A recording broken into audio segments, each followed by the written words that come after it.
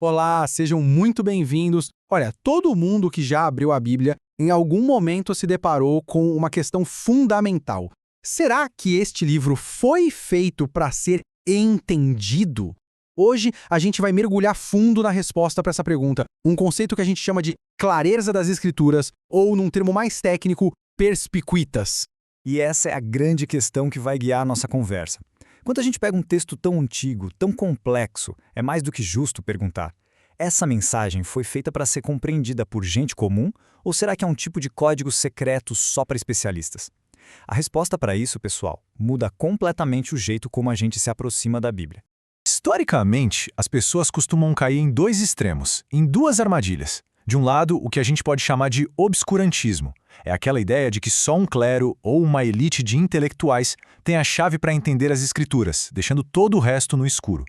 Já do outro lado, existe um racionalismo bem simplista que trata a Bíblia como se fosse um livro qualquer, fácil, ignorando todas as camadas de profundidade e as dificuldades que o texto realmente tem. A doutrina da clareza vai tentar buscar um caminho do meio, um caminho equilibrado entre esses dois polos. Ok, então vamos direto ao ponto. A resposta da teologia para esse dilema todo é a doutrina da perspicuidade, ou simplesmente da clareza. Vamos entender o que isso significa na prática. Então, o ponto central é este aqui. Perspicuidade não quer dizer que todo e qualquer versículo da Bíblia é super fácil de entender logo de cara. Não é isso. Significa que a mensagem principal, aquilo que a gente precisa saber para a salvação e para viver uma vida que agrada a Deus, isso sim é comunicado de um jeito acessível e compreensível. Essa aqui é a formulação clássica, que vem lá da Confissão de Fé de Westminster. Repara na precisão do texto. Ele fala sobre as coisas que são necessárias para a salvação e diz que tanto os doutos, os estudiosos, quanto os indoutos, as pessoas comuns, podem entender essas coisas. Isso, na época, foi algo revolucionário. Vamos quebrar essa citação que é um pouco densa em 4 pontos bem fáceis de guardar. Primeiro, nem tudo na Bíblia é igualmente claro. Algumas partes são, sim, mais difíceis que outras. Segundo, o foco da clareza é a mensagem da salvação. Terceiro, o acesso é universal, não é restrito a uma elite. E quarto, e isso aqui é fundamental, o entendimento vem pelo uso dos chamados meios ordinários, ou seja, lendo, ouvindo o ensino e a pregação. A clareza da Bíblia não elimina a necessidade de bons professores. Mas tudo bem, de onde vem essa doutrina? Ela tem base na própria Bíblia? Vamos dar uma olhada no que as Escrituras dizem sobre sua própria natureza. Agora, o que é fascinante aqui é a metáfora usada. A palavra de Deus é descrita como uma luz. E para que serve uma luz? Para revelar, para iluminar, para mostrar o caminho e não para esconder. A imagem que a própria Bíblia usa para se descrever é uma de clareza, não de escuridão. Esse versículo de Neemias é um modelo perfeito de como isso funciona. O povo se reúne, o livro da lei é lido em voz alta, mas não para por aí. Esdras e os levitas explicam o sentido. Isso mostra que a clareza do texto e a necessidade de um ensino fiel não se opõem. Pelo contrário, elas trabalham juntas. A Escritura é clara o suficiente para ser explicada. E para manter o equilíbrio, a própria Bíblia reconhece que, sim, existem partes difíceis. O apóstolo Pedro, falando sobre as cartas de Paulo, admite que há nelas certas coisas difíceis de entender. Isso nos protege de qualquer visão simplista demais.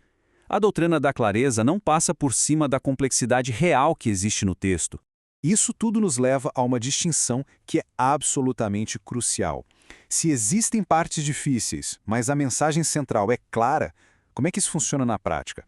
A resposta está na diferença entre a clareza do texto e a nossa compreensão dele. E aqui está o pulo do gato. A gente precisa separar duas coisas: a clareza objetiva, que é uma qualidade do texto em si, e a compreensão subjetiva, que tem a ver com quem está lendo. A doutrina afirma que a Bíblia, em sua mensagem essencial, é objetivamente clara. O ponto é que a nossa capacidade de entender pode ser afetada por nossas limitações, nossos preconceitos, nossa condição espiritual. Muitas vezes, o problema não está na luz, mas nos nossos olhos. João Calvino usou essa metáfora que eu acho fantástica. A Escritura não é o que atrapalha a visão, ela é a ferramenta que corrige a nossa visão, como um par de óculos. Ela nos ajuda a focar e a enxergar Deus de um jeito que a gente jamais conseguiria com a nossa visão natural, que é toda defeituosa. E por que tudo isso importa, afinal? Importa porque a clareza da Bíblia está diretamente amarrada ao seu propósito. Lá no finalzinho do Evangelho de João, ele diz que tudo aquilo foi escrito para que creiais que Jesus é o Cristo e para que, crendo, tenhais vida. A clareza existe para servir a esse propósito de salvação. Muito bem, até aqui vimos a teoria. Mas como é que essa doutrina afeta a vida da igreja e a nossa vida hoje no dia a dia? As implicações práticas são enormes. A perspicuidade é a base da pregação expositiva, em que o pregador confia que é possível explicar o sentido do texto. Ela nos dá estabilidade, permitindo que a gente construa doutrina sobre o que a Bíblia ensina claramente. E mais, ela sustenta a ideia do sacerdócio de todos os crentes, dando a cada pessoa a responsabilidade e a capacidade de ler e entender a palavra por si mesma. E por outro lado, negar a clareza da Escritura é algo bem perigoso. Isso pode levar a uma dependência exagerada e doentia de líderes, abre as portas para manipulação religiosa e pode acabar distorcendo as doutrinas mais importantes da fé, já que o texto deixa de ser a autoridade final e acessível a todos. Então, para a gente amarrar tudo, o que aprendemos? A doutrina da clareza nos garante 3 coisas maravilhosas. Primeiro, Deus não falou de forma confusa, ele falou claramente. Segundo, a mensagem que pode salvar vidas não está trancada a 7 chaves, ela é acessível. E terceiro, a gente não está sozinho nessa jornada de leitura, pois o Espírito Santo nos ajuda a entender. E isso tudo nos deixa com uma pergunta para reflexão. Se a palavra de Deus é essa luz brilhante feita para iluminar nosso caminho, o nosso desafio é olhar para dentro. Que preconceitos, que orgulho ou que falta de dedicação da nossa parte pode estar de alguma forma lançando uma sombra sobre essa luz? É uma pergunta que com certeza vale a pena ponderar. Muito obrigado pela companhia,